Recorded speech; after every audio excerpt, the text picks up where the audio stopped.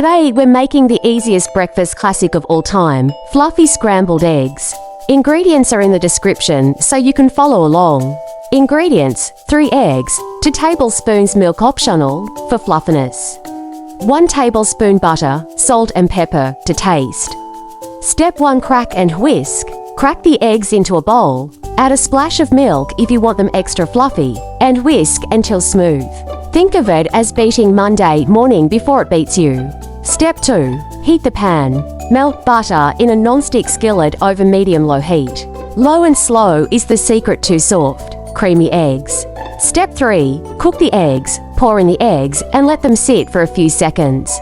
Then gently push them around with a spatula, letting curds form. Don't rush it. Scrambled eggs like to take their sweet time.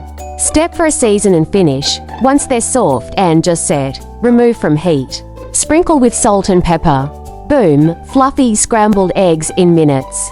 And that's it. Scrambled eggs so good they'll make you forget about cereal. Check the description for the ingredient list. And don't forget to like and subscribe if you're hungry for more easy recipes.